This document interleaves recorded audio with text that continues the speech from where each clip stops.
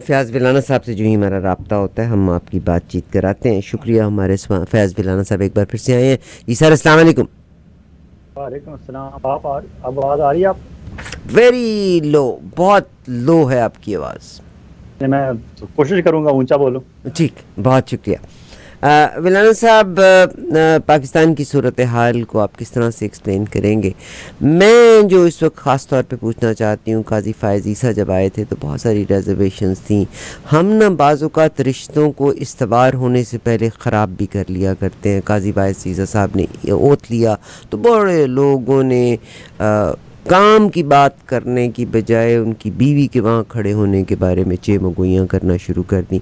मगर मेरा ख़्याल है कि वो शख्स जिस हिसाब से फैज़ाबाद धरने के बारे में बात करते, उन्होंने एक बड़ी कमाल की बात कही कि अगर फैज़ाबाद धरने का सही हल हो ले जाता तो उसके बाद की आने वाली प्रॉब्लम्स जो बढ़ती चली गई हैं वो शायद ना होती।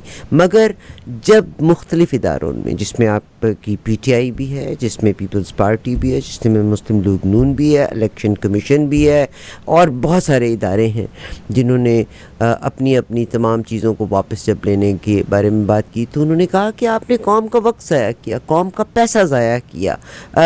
किसका प्रेशर है? यानी जस्ट वांट टू एक्सपोज कि हु इज़ बिहाइंड। दो तरीके होते हैं, एक इल्ज़ाम तराशी की जाए और एक तरीक़ाकार होता है टू एक्सपोज। क्योंकि अदलिया को आप या तो उस बंदे को ही आप रिप्लेस कर देंगे, तो क्या फरमाएंगे? बड़ी कंफ्यूजिंग सी सूरत हाल है। जी बात कीजिए। मैं सुन रहा था, आप पहले अफगानिस्तान इशू पे बात कर रही थी, वो मुझे याद कराइएगा, उस पर भी ज़रूर बात जी करेंगे। सर, जी सर। आप ईसा साहब का वाला तो वो उस पर निपटा लेते हैं। जहाँ तक बात थी ना उनकी ओथ टेकिंग की, उस पर तनकीद मेरे ख्याल में लोगों ने उसे ज़ेरे बहस तो लाना था, क्योंकि वो अमेरिका में, जो अमेरिका के एक चीफ जस्टिस थे जॉन रॉबर्ट्स, 2005 में उन्होंने हल्फ उठाते हुए अमेरिका में अपनी वाइफ को साथ खड़े किया था। तो लोगों ने कहा कि जॉन रॉबर्ट्स के साथ इन्होंने अपने आप को मिलाया है, और लेकिन उससे जो असर मिलता है वो ये था कि जो उनके साथ पहले हो चुका था, इससे लगता है कि आप हल्फ तो ये उठा रहे हैं कि विदाउट एनी इल विल और बगैर किसी अनाद के साथ मैं हल्फ उठा रहा हूं और मैं किसी के खिलाफ कोई इस तरह का फैसला नहीं करूंगा। आप हल्फ ने आपने इंग्लिश में भी उठाया, उर्दू में भी उठाया। इंग्लिश में इलविल का लफ्ज यूज किया, उर्दू में अनाद का लफ्ज यूज किया, बगैर किसी अनाद के। अनाद और इलविल ये होता है कि आप दिल में कुछ बात रखें किसी के बारे में, लेकिन जब आप अपनी वाइफ को ऊपर बुला के स्टेज पे साथ खड़ा करके हलफ लिया तो बेसिकली ठीक है, ऑनर आप कर रहे थे अपनी वाइफ को कि वो मुश्किल में आपके साथ खड़ी रही, तो आज हलफ उठाते हुए आपने साथ खड़ा किया। अच्छा है, वुमेन एम्पावरमेंट के हवाले से या अपनी वाइफ को रिस्पेक्ट देने के हवाले से, अपने पार्टनर को रिस्पेक्ट देने के हवाले से, अपने बच्चों की मां को रिस्पेक्ट देने के हवाले से, या मुश्किल में एक साथ खड़े रहने वाले साथी को रिस्पेक्ट देने के हवाले से, ठीक है। लेकिन उसमें एक दूसरा मैसेज जो जाता था, वो मैसेज ये था उन लोगों के लिए कि हाँ देख लो, जिन्होंने मेरे खिलाफ और मेरे खिलाफ रेफरेंस दायर करवाया था और मेरी वाइफ को कोर्ट कचहरियों के चक्कर लगवाए थे, उनको ये मैसेज है कि अब मैं चीफ जस्टिस ऑफ पाकिस्तान बन गया हूं। आप उसके बाद क्या करेंगे वो तो बाद की बात है, लेकिन उस दिन ये बात ज़ेरे बहस आनी थी और बहस होनी चाहिए। हमें बिल्कुल किसी बात से मरूब नहीं होना चाहिए हमारे पाकिस्तानी शहरियों को कि ये चीफ जस्टिस ऑफ पाकिस्तान है तो उस पर बात नहीं की जा सकती, ये चीफ ऑफ आर्मी स्टाफ है तो उस पर बात नहीं हो सकती, ये वज़ीर आज़म पाकिस्तान है तो उस पर बात नहीं हो सकती, ये सदर पाकिस्तान है तो उस पर बात नहीं हो सकती, या ये फलां पॉलिटिकल पार्टी का चेयरमैन, कायद, रहबर या ताहयात चेयरपर्सन है इसलिए बात नहीं हो सकती। बिल्कुल बात हो सकती है, हर बंदे पे बात हो सकती है और होनी चाहिए। जब तक हम बात नहीं करेंगे, जब तक ज़ेरे बहस नहीं लाएंगे, जब तक उनके अच्छे को अच्छा और बुरे को बुरा नहीं कहेंगे, उस वक्त तक हमारे प्रॉब्लम सॉल्व नहीं होंगे। जहां तक बात है, काजी फ़ायज़ ईसा साहब ने फैज़ाबाद धरना के हवाले से कहा कि ये मामला अगर बहुत पहले निपटा दिया जाता तो बाद में होने वाले बहुत सारे वाकयात ना होते। बिल्कुल वो सही कह रहे हैं। 4 साल तक धरना केस को दबा के बैठे रहे हमारे उमर अता बंदयाल साहब, उन्होंने इस पे बात नहीं की। अब वो चीफ जस्टिस ऑफ पाकिस्तान नए बने काजी फ़ायज़ ईसा साहब, तो उन्होंने इसे खोला और अब उस पर हियरिंग शुरू हुई। लेकिन वो हियरिंग स्टार्ट करने के बाद उसे जब उन्होंने ओपन कैमरा किया और वो इन कैमरा की बजाय उन्होंने ओपन कर दिया और लाइव पूरी कौम को दिखाना शुरू कर दिया, तो वो पहली हियरिंग में ही हमारे जजेस भी एक्सपोज हो गए, हमारे वकला भी एक्सपोज हो गए। और अच्छा हुआ कि कौम ने बजाय इसके कि वो रिपोर्टर्स के जरिए उन तक खबरें जाती थी, और रिपोर्टर्स की ज़ाहिर है हर बंदे की अपनी पसंद होती है, हर बंदे की अपनी एक्सेस होती है, हर बंदे का अपना एक देखने का जाविया होता है, और हर बंदे की अपनी एक इंटेंशंस होती हैं, हर बंदे की अपनी एक तशरीह होती है हर बात की, हर वाक़े की, हर मौक़िफ़ की और हर एक्ट की। आप लोगों ने खुद देख लिया तो लोगों ने खुद फैसला कर लिया कौन सही है कौन गलत है। लेकिन पहली ही हियरिंग के बाद उन्हें ये मीटिंग अपनी कमेटी बनानी पड़ी, जस्टिस अतर मिनल्ला और मोहम्मद अली मजहर की दो रुकनी कमेटी बनानी पड़ी कि आइंदा हमने लाइव दिखाने हैं या नहीं दिखाने। फिल वक्त उन्होंने कहा कि हाँ ये प्रैक्टिस एंड प्रोसीजर केस तो हम लाइव दिखाएंगे लेकिन बाकी नहीं दिखाएंगे। अब अगर बाकी भी दिखा दिए जाते हैं, और स्पेशली इसके बारे में, ये जो फैजाबाद धरना केस था इसके बारे में स्पेशली उन्हें कहा गया है कि प्लीज ये मत लाइव दिखाइएगा, क्योंकि अगर लाइव दिखाएंगे तो उसमें बहुत सारी चीजें डिस्कस होंगी और उसमें सबसे असल मसला हमारा जो है वो सिविल सुप्रीमेसी का मामला है। And there is no quick fix, कोई क्विक फिक्स नहीं है इस इशू का। हम क्विक फिक्स चाहते हैं कि इसका कोई फौरी हल हो जाए, नहीं ऐसा नहीं होगा।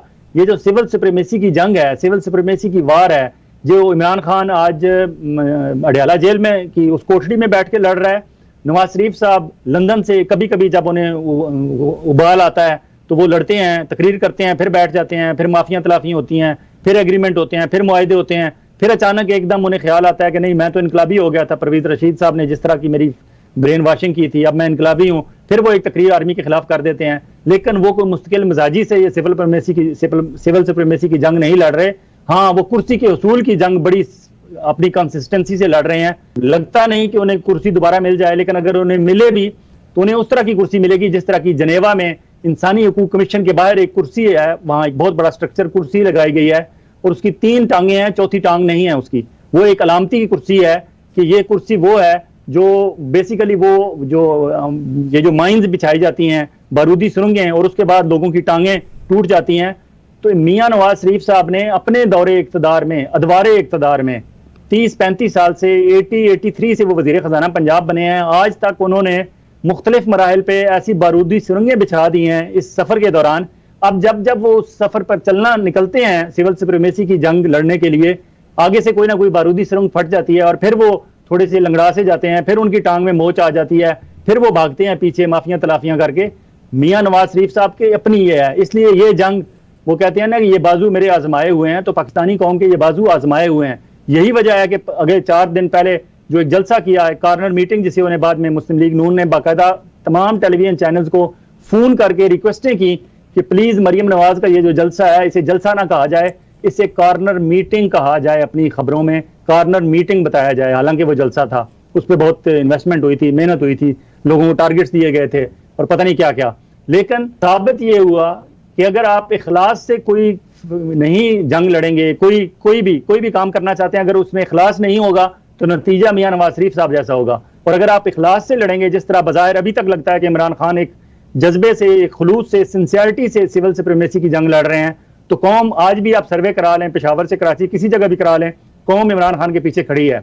जहां तक बात है काजी फायज ईसा साहब की, अगर तो काजी फायज ईसा साहब, जो आज तक लगता है कि वो वाकई वो सिविल सुप्रीमेसी की जंग लड़ना चाहते हैं, और उन्होंने कहा है कि अब वक्त वो नहीं रहा कि मिट्टी पाव की पॉलिसी अपनाई जाए। जाहिर मिट्टी पाव की पॉलिसी ना अपनाने की ताकीद चीफ जस्टिस ऑफ पाकिस्तान काजी फायज ईसा साहब इस्लामाबाद सुप्रीम कोर्ट नंबर 1 में बैठ के कर रहे हैं, और दूसरे एवन फील्ड अपार्टमेंट्स लंदन में बैठ के हमारे मियां नवाज शरीफ साहब कह रहे हैं कि अब मिट्टी पाव पॉलिसी से काम नहीं चलेगा। बातें दोनों एक ही कर रहे हैं, लेकिन एक तरफ हमें इखलास नजर आ रहा है कौम को, एक तरफ इखलास नजर नहीं आ रहा।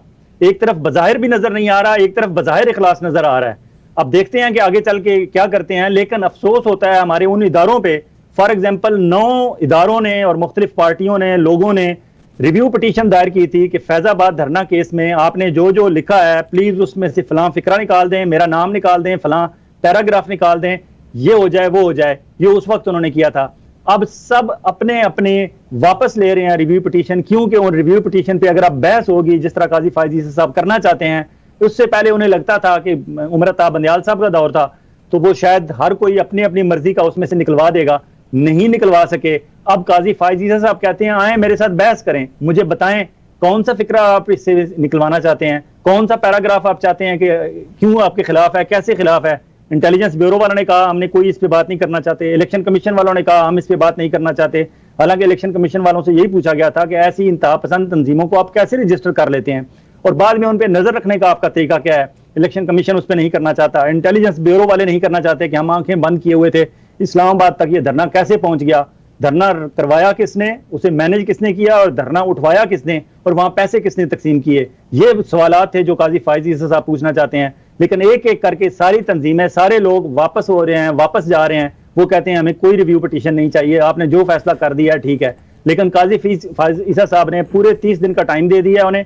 उन्होंने 27 सितंबर को आखिरी हियरिंग थी, उन्होंने कहा 27 अक्टूबर तक तमाम इदारे अपनी अपनी रिटर्न हमें बताएं कि आप अपनी रिव्यू पिटीशन क्यों वापस पहले देना क्यों चाहते थे और किन बुनियादों पे अब आप वापस लेना चाहते हैं।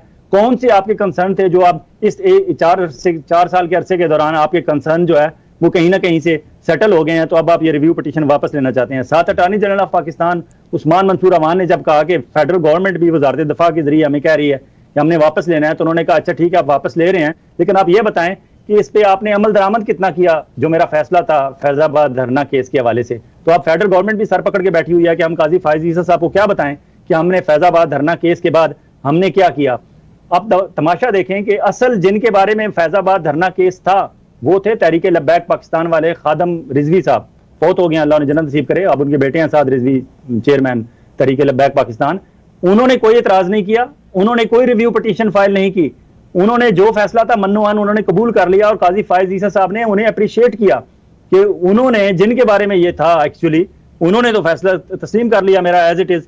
लेकिन आप सारे जो साइड पे लोग हैं जिनको बेसिकली ऐसे धरने रोकने का कोई एहतमाम करना चाहिए था या ऐसे धरनों के हवाले से जो सवालात उठे हैं उन पे बात करनी चाहिए थी और उनके जवाबात तलाश करने चाहिए थे, आप सारे रिव्यू पिटीशन वापस ले रहे हैं, आप बात ही नहीं करना चाहते। देखें ये सिविल सुप्रीमेसी की हमारी जंग कहां तक आगे बढ़ती है, लेकिन there is no quick fix for this.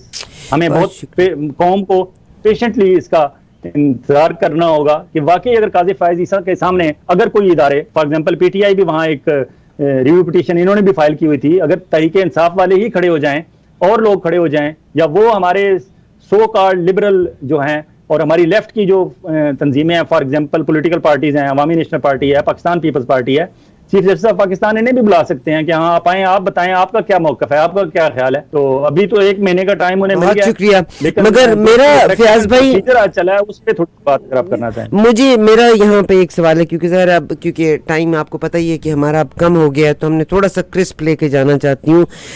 PTI का 3.5 साल की हुकूमत रही और उसके बाद अब पीडीएम रही, चली जी उसको आप माइनस कर दीजिएगा, 3.5 साल रही, उन्होंने भी इसके बारे में बात नहीं की। तो मुझे लगता है कि हर पॉलिटिशियन इक़्तिदार की पोजीशन, इक़्तिदार हासिल करने के लिए ही रहा।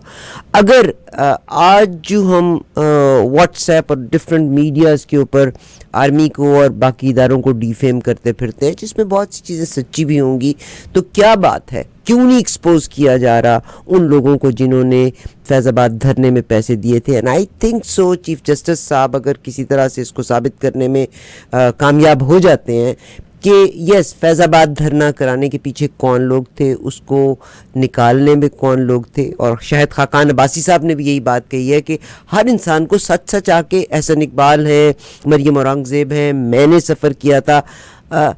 तो मेरा ख्याल है कि रादर देन के इमरान खान और पीटीआई आर्मी के अगेंस्ट बोले, मियां नवाज शरीफ साहब हर 4 दिन के बाद आर्मी के अगेंस्ट एक तकरीर कर दें, तो बेहतर है कि इसको अदालत में और ओपन अगर प्रूव कर दिया जाए कि फैज़ाबाद धरने के पीछे कौन था।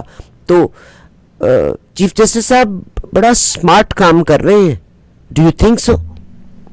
आपने जो बात की ना कि पीटीआई वाले क्यों, तो पीटीआई वाले उस वक्त एक पेज पे थे ना, आप शायद भूल रही हैं। Thank you very much, thank you very much. और अब पीटीआई वाले जो हैं वो इसलिए कह रहे हैं कि पीटीआई वाले रिव्यू पिटीशन वापस ले रहे हैं क्योंकि पीटीआई वाले तो उसको कहना चाहते थे ना कि आप गलत बात कर रहे हैं। अब पीटीआई वाले, क्योंकि अब पीटीआई वालों की थोड़ी सी आंखें खुल गई हैं, पेज भी वो फट गया है, तो अब पीटीआई वाले तो रिव्यू पिटीशन इसलिए असल मामला तो फिर इक्तदार का हसूल ही हो गया ना, पॉलिटिशियन की नज़र में तो फिर इक्तदार का हसूल ही हो गया, चाहे वो कोई भी पार्टी क्यों ना हो। असल मकसद है इक्तदार का हसूल। अल्लाह करे कि इमरान खान साहब को ये जो जेल में जाना है, अल्लाह करे कि उनकी आंखें खुल जाएं और आइंदा वो फसली बटेरों को अपनी टीम में शामिल ना करें। आमीन सुमा आमीन। अल्लाह करे कि इमरान खान साहब को ये जो चोट लगी है ये उनकी पहली और आखिरी चोट हो, आमीन। बाद दोबारा बार बार मियां नवाज शरीफ साहब की तरह 3-3 दफा चोटें खाने के बाद चौथी दफा हमारे पास ना आए कि वोट दें हमें। अल्लाह बहुत करे ये उनकी पहली और आखिरी चोट हो, आमीन। और इसी से ही वो संभल जाएं और उनकी पार्टी भी संभल जाए और चीजें बेहतर हो जाएं। आमीन।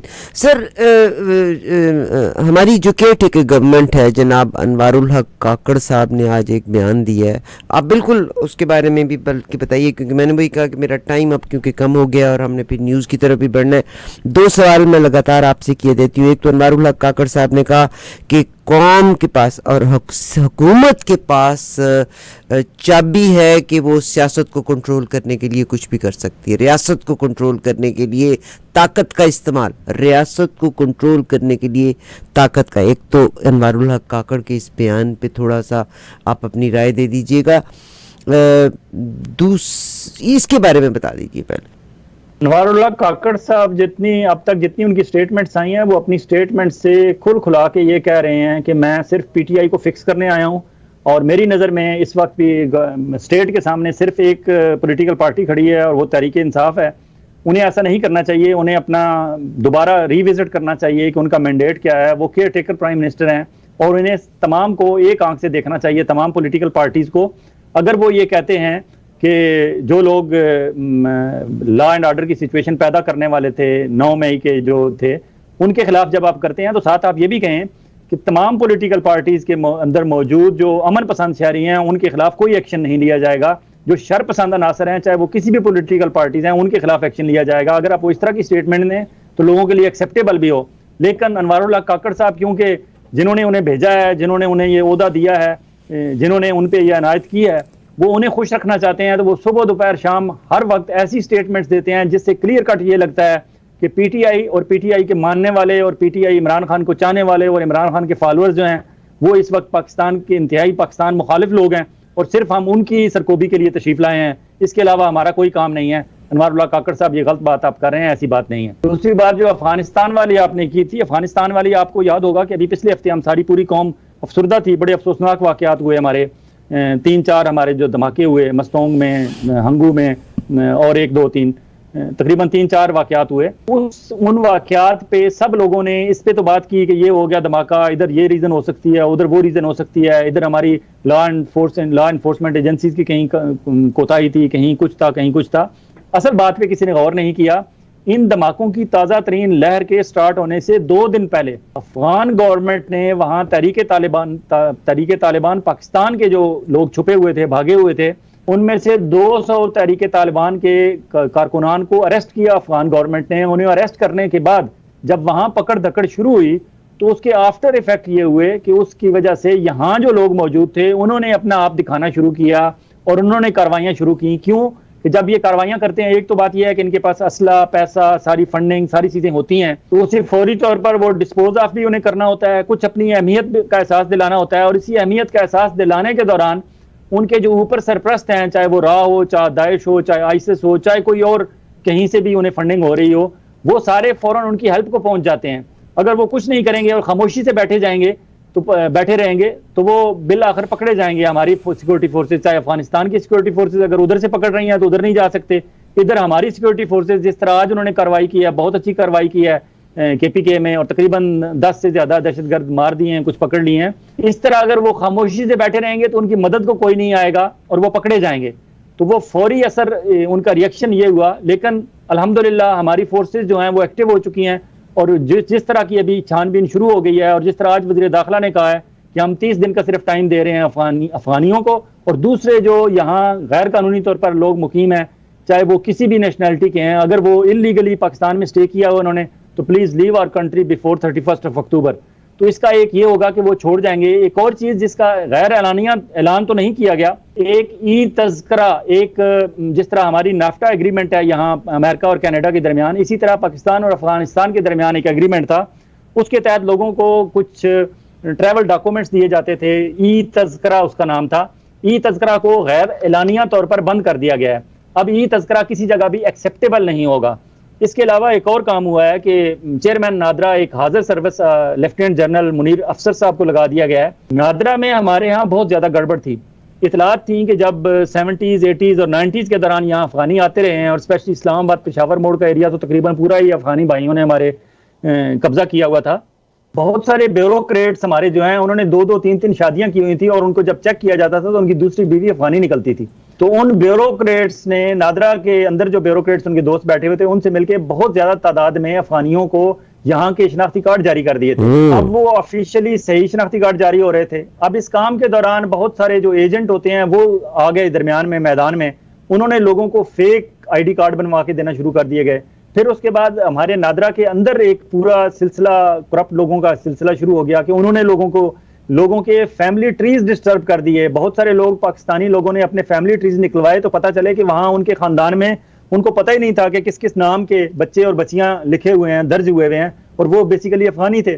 तो इस तरह नादरा में भी सफाई की जरूरत थी। अगर हमारी आर्मी इस वक्त समझती है, जो बेसिकली अनवारुल्लाह काकड़ साहब के सर पे हाथ रख के हुकूमत चला रहे हैं, अगर वो समझते हैं कि नादरा में सफाई की जरूरत है और उसके लिए लेफ्टिनेंट जनरल एक हाजिर सर्विस को भेज दिया गया है वक्ती तौर पर, और इसी सफाई सुथराई के लिए भेजा गया है, तो इसमें कोई अर्ज नहीं है। लेकिन अगर मुनीर अफसर साहब, लेफ्टिनेंट जनरल मुनीर अफसर साहब अगर इस काम के लिए आए हैं कि आइंदा इलेक्शन में वो असरअंदाज होंगे और आइंदा इलेक्शन में वो पीटीआई का रास्ता रोकने के लिए या कोई भी ऐसी पॉलिटिकल फोर्स जिसको वो हुकूमत में नहीं देखना चाहती हमारी मिलिट्री एस्टेब्लिशमेंट, अगर उनका रास्ता रोकने के लिए चेयरमैन नादरा आए हैं नए हाजिर सर्विस आर्मी जनरल जो मुनीर अफसर साहब हैं, तो फिर गलत है। लेकिन अगर वो अफगानियों की गैर कानूनी तौर पर मुकीम अफगानियों की सफाई के लिए आए हैं या हमारा नादरा का रैकेट दुरुस्त करने के लिए आए हैं, फिर तो अच्छी बात है। चलें देखें क्या होता है। बहुत शुक्रिया सर। एक सवाल जनाब राना सनाउल्लाह साहब ने आज फरमाया कि नवाज शरीफ साहब जब आएंगे कोर्ट में जाएंगे और उसके बाद अपना बेल लेंगे और उसके बाद वो आगे होंगे, इसके बारे में कुछ फरमाएंगे।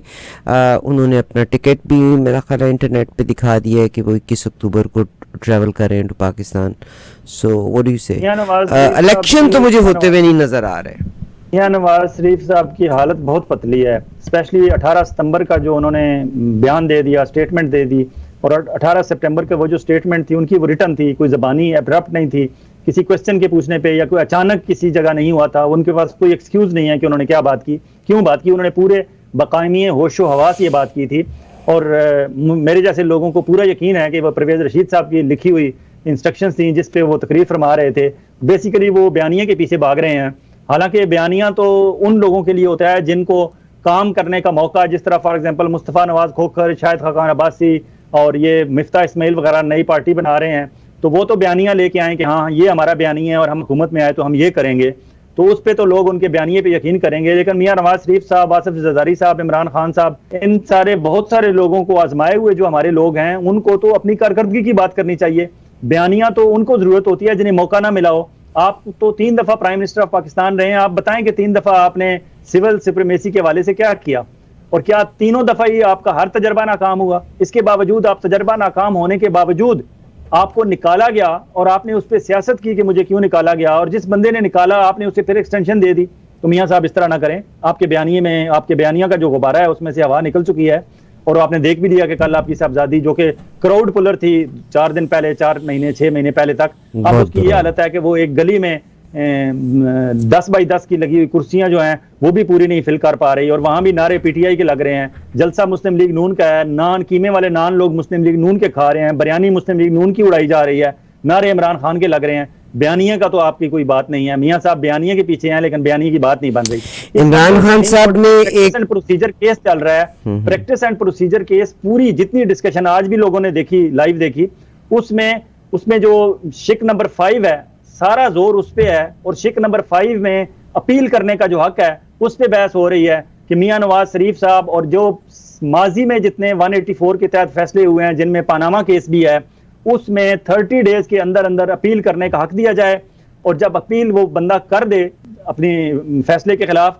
तो 14 दिन के अंदर अंदर कोर्ट को हियरिंग के लिए उसे फिक्स कर देना चाहिए, केस को समाअत शुरू हो जानी चाहिए। और फिर उस पर बेसिकली इन्होंने प्लान ये किया था, जिस तरह जब ये सुप्रीम अपना पार्लियामेंट से ये बिल पास करा रहे थे तो इनके जहन में ये था कि यूं ही ये बिल बनेगा, सुप्रीम कोर्ट उनके जहन में भी नहीं था, सुप्रीम कोर्ट इसे रोक लेगी। तो उन्होंने कहा कि मियाँ नवाज शरीफ साहब को इसके तहत हक मिलेगा अपील का। मियाँ नवाज शरीफ साहब और जहांगीर तरीन और इस तरह बाकी लोग जो इफेक्टिव मुतासरीन हैं वो अपील करेंगे, 30 दिन के अंदर अंदर कोर्ट जो है वो इसको हेयरिंग के लिए उस अपील को बुला लेगी और 14 दिन के अंदर अंदर वो उसका 30 दिन के अंदर अपील होगी और 14 दिन के अंदर उसके पे केस लग जाएगा और हफ्ते 2 हफ्ते में मियाँ साहब का फैसला हो जाएगा और मियाँ साहब चौथी दफा वज़ीर आज़म बनने के अहल साबित हो जाएंगे।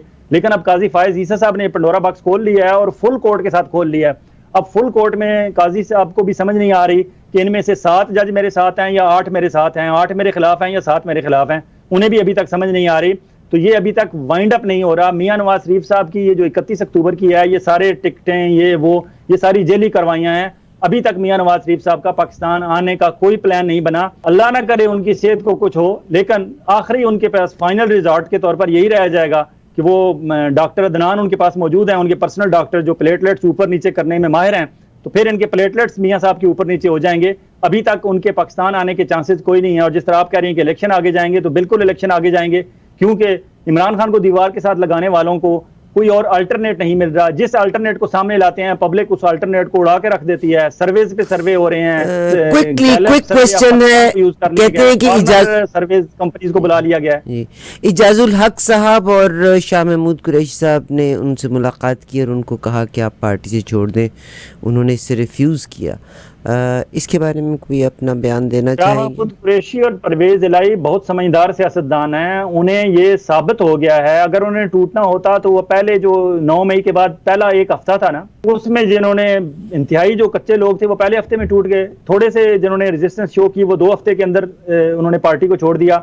जिस बंदे ने 1 महीना उस रेजिस्टेंस को बर्दाश्त कर लिया ना, मई के महीने को, जून जुलाई अगस्त में, फिर तो आपने देखा कोई शाजो नाजर ही बंदा पार्टी को छोड़ के गया। और परवेज इलाही साहब और शाह महमूद कुरैशी साहब क्यों पार्टी को छोड़ के जाएं, जब उन्हें यह नजर आ रहा है कि अगर अल्लाह ना करे इमरान खान को नाअहल किया गया तो पार्टी तो हमारे हाथ में होगी। एक वाइस चेयरमैन है पार्टी के और एक प्रेसिडेंट है पार्टी के, तो पार्टी का तो पूरा अमल दखल उनके हाथ में होगा। वो क्यों छोड़ के जाएं इतनी बड़ी पॉलिटिकल पार्टी को? एक बात। दूसरी बात, उन्होंने ये देखा कि हमारे खड़े रहने से उसके बाद जो सर्वेज आए उसमें नंबर 1 में पॉपुलैरिटी में इमरान खान है, दूसरे में साद रिजवी है, तीसरे पे शाह महमूद कुरैशी हैं, चौथे पे परवेज इलाही हैं, 5वें पे मियां नवाज शरीफ, 6ठे पे शहबाज शरीफ और 7वें पे मरियम नवाज शरीफ। तो शाह महमूद कुरैशी और परवेज इलाही को पता है कि हमारे सिर्फ यही इसी स्टैंड लेने की वजह से हम नवाज शरीफ, शहबाज शरीफ और मरियम नवाज से पॉपुलैरिटी के हिसाब से आगे निकल गए हैं। हम इतने बड़े लीडर बन गए हैं, तो वो कभी भी नहीं पीछे हटेंगे, वो बिल्कुल खड़े रहेंगे। बहुत शुक्रिया। आखिर में कैसे कंक्लूड करेंगे ताकि फिर हम प्रोग्राम का इख्तिताम करेंगे? बहुत अफसोसनाक सूरत हाल है, हमारे लोगों की शायद उस पर नज़र नहीं पड़ी। अली एतजाज एहसन के साहबजादे हैं और 11 साल यूएन में जॉब करके गए हैं न्यूयॉर्क में। अब वो पाकिस्तान में लाहौर में law firm as a lawyer काम करते हैं। एक सेमिनार हुआ है चंद दिन पहले अमेरिका में, उसमें वो इज़हार ख्याल कर रहे थे और उन्होंने बड़ी खतरनाक बात की है। अली एतजाज एहसन, उन्होंने कहा है कि मैं जर्नैलों के साथ उठता बैठता नहीं हूँ, लेकिन मैं उन लोगों के साथ उठता बैठता हूँ जो हमारे हाजिर सर्विस जर्नैलों के साथ उठते बैठते हैं। और हमारे पाकिस्तान आर्मी के हाजिर सर्विस जर्नैल ये कह रहे हैं इन दिनों कि वो they want an absolute control by the military, और वो इजिप्शियन स्टाइल मिलिट्री चाहते हैं, इजिप्शियन मिलिट्री स्टाइल कंट्रोल चाहते हैं। वो चाहते हैं, उनके जेहन में ये है, खाका है कि लोगों को दिन की रोशनी में बेरहमाना अंदाज में मारकर सड़कों पर फेंक दिया जाए। फिर ये पाकिस्तानी के ये जो शरपसंद अनासर हैं, जो लोगों के जेहन में बागियाना सोच है, ये तब इसका सरकोबी की जा सकेगी कि लोगों को बेरहमाना अंदाज में मारकर सड़कों पर फेंक दिया जाए। ये है इजिप्शियन मिलिट्री स्टाइल। और अली एतजाज एहसन का कहना यह है कि ये इंतहाई खतरनाक और खौफनाक सोच है जो हमारी मिलिट्री इस्टेब्लिशमेंट के वो जर्नैल जो इस वक्त पूरा जिनके हाथ में है पूरा शो, जो अपने मीटिंग्स करते हैं और उसके बाद इस तरह के फैसले आते हैं कि फलां को फलां जेल में डाल दो, फलां को फलां जेल में डाल दो। अब जिस तरह उस्मान डार के ड्राइवर जिसको साथ अरेस्ट किया गया था उसे रिहा किया गया, तो उसने आते ही बाहर प्रेस कॉन्फ्रेंस या जो भी उसने मीडिया से बात किया और उसने कहा कि उस्मान डार पे इंतहाई तशद्दुद किया गया है। बाकी भी जितने लोग आए हैं, इमरान रियाज खान को आप देख लें, आपके सामने आया, उस बंदे का वो हड्डियों का पिंजर बन चुका है। वो कहते हैं कि वो बंदा बोलता नहीं है, वो बंदा जो चुप नहीं होता था उस बंदे की जबान बंद हो गई है, उसकी सोच बंद हो गई है। वो कहते हैं वो बैठा रहता है, अपने वालिद को देखता रहता है, बेटे को देखता रहता है। लोग उससे जो मिलने जाते हैं वो वापस आके इमरान रियाज की हालत तो बयान करते हैं, लेकिन कोई बंदा अब तक ये बताने में कामयाब नहीं हुआ और ना उनकी हिम्मत होती है इमरान रियाज की हालत देख के कि उससे पूछें कि भाई इतना अरसा तुम्हें कहाँ रखा गया, इतना अरसा तुमसे वो क्या बात करते थे, इतना अरसा तुम्हारे साथ क्या सलूक रवा रखा गया, और ना इमरान रियाज अब तक ये बता पाए हैं। तो इस तरह की अगर आपने ये सूरत हाल है, तो फिर वो अली एतजाज एहसन की बात को गौर से पूरी कौम को सोचना चाहिए, देखना चाहिए कि ये कौन से इजिप्शियन मिलिट्री स्टाइल के एब्सोल्यूट कंट्रोल की बातें हो रही हैं, और वो एब्सोल्यूट कंट्रोल का अगर सिलसिला आगे बढ़ा तो वो इंतहाई खौफनाक होगा। बहुत शुक्रिया। आपने तो अली एतजाज एहसन की बात की। मुल्क का जो प्राइम मिनिस्टर अनवारुल हक काकड़ साहब ने एग्जैक्टली ये बात कही है कि मुल्क में सिर्फ हुकूमत को आखिरी ताकत इस्तेमाल करने का इख्तियार है, जिसमें जैसे इमरान ख़ान को कहते हैं टाइम फ्रेम से ही निकाल दिया गया था कि उनको दिन रात और वो और टॉर्चर्स के हवाले से। फैज़ विलान साहब, आपका बहुत शुक्रिया। लुक फॉरवर्ड टू आपसे इंशाल्लाह अगली मुलाकात होगी जुमेरात को। अल्लाह मेरे पाकिस्तान का हामी और नासिर रहे। बहुत शुक्रिया सर आपका।